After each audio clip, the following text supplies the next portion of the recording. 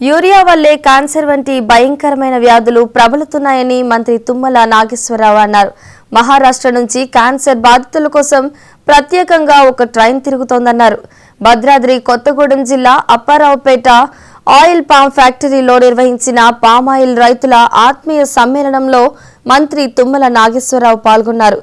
Oil palm ఫ్యాక్టరీలు 3 లక్షల metric టన్నుల మైలురాయిని దాటిన సందర్భంగా ఎమ్మెల్యే జారే Adinarayana, collector Jitesh Patil, oil fed chairman తో కలిసి ఫ్యాక్టరీ ఉద్యోగులతో పాటు పామాయిల్ రైతులను సన్మానించారు మంత్రి తుమ్మల.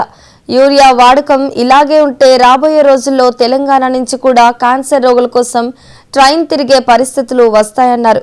ఒక మంత్రిగా తాను ఇలా మాట్లాడితే యూరియా ఇవ్వలేక మాట్లాడుతున్నానని ప్రతిపక్షాలు హేళన చేస్తారని, కానీ తాను చెప్పేది నిజమని స్పష్టం చేశారు.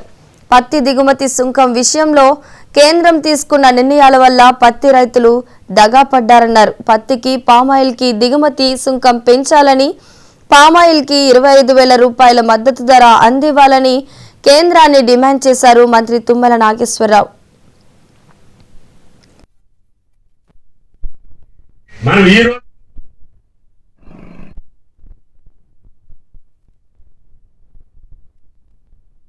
అందరికీ కూడా ప్రత్యేకంగా ధన్యవాదాలు తెలియజేసే రోజు, మనం ఆనందించేటటువంటి రోజు. కళ్యాణ్ చెప్పాడు, ఈ నెలాఖరికల్లా OER మలేషియా కంటే ఎక్కువ చూపిస్తా.